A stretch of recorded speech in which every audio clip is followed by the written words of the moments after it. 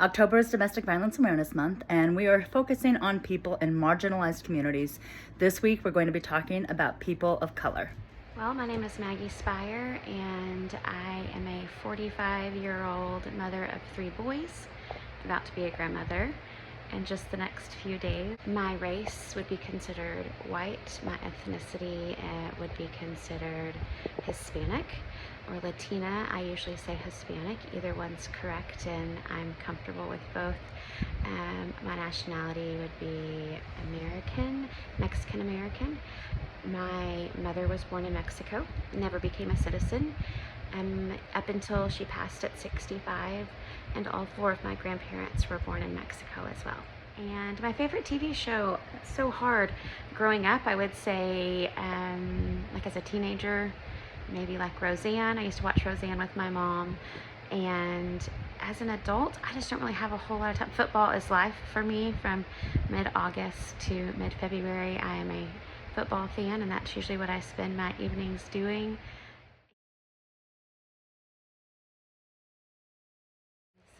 Growing up in West Texas, being Hispanic was definitely just something that we were proud of. So being an adult here in rural Midwest is definitely, as a professional and the careers that I've had, I've taught, I've been a victim advocate in criminal courts. I'm currently a child protection worker.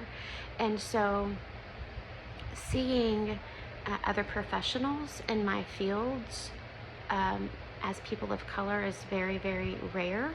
So having conversations is hard whenever it comes to having people understand the kind of biases people feel.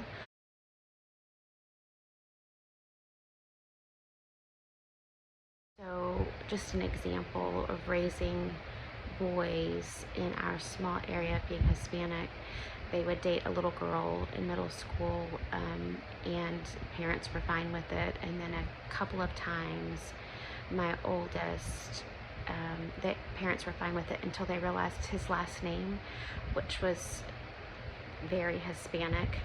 And so then the little girl would be told that she couldn't date him anymore. So that's kind of a point that I never had even thought of. So that was something that was new for me. My mother was raised in a totally different generation, where she was told by her mother to make sure she understood that she would never be as good as a white person. And so she needed to work her tail off to be as close to a white person as possible. So what she meant was make sure that your English is great, make sure that your spelling and grammar is great, make sure that your communication skills are great, because you don't want to get left behind by the comparison. So try to be as equal to them as possible. So she tried to raise us, me and my brother, in similar ways. And so I've realized that it's an automatic, oh my gosh, why don't you speak, if you're Mexican, why don't you speak Spanish? It's because my mother raised me in a way that she thought was doing justice to me, to make sure that I was seen as equal. And I get that, because there are so many people that look down on Hispanic people for speaking Spanish. It's like, it's a catch-22. You're Hispanic and can't speak Spanish? Oh my gosh. Or some people will be, you speak Spanish, why don't you just speak English?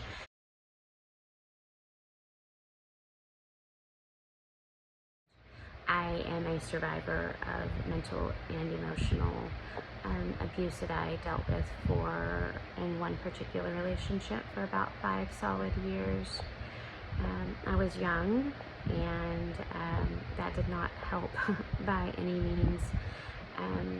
Because I was young, I didn't want to reach out and ask for help. I didn't want to think that I was in a bad situation.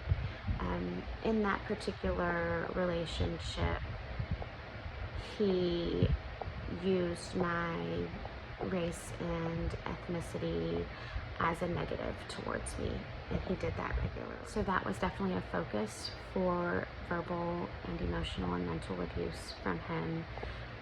Would say slurs about Hispanic people and call me those slurs. say that I would never be more than just a construction worker's wife. I would never get out of the kitchen. I would always be cooking for someone. I was made to just have children. I would never be anything. And if I were to tell anybody, no one would believe me because I was just a stupid Mexican girl. Again, that was decades ago and I was young.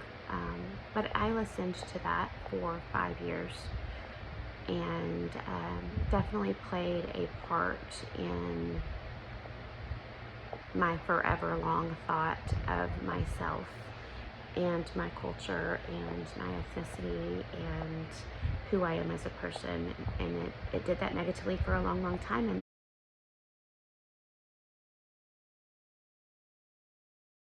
you keep those things to your family and you don't step out. And I stepped out and decided to be different. And that comes with huge challenges. And one is, in my particular families, is that you are not really part of the family anymore.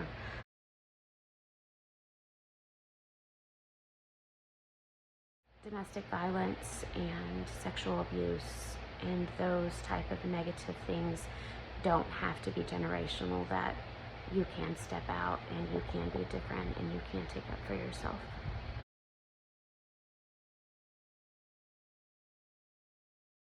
One of the things that I would like people to understand who are not people of color is that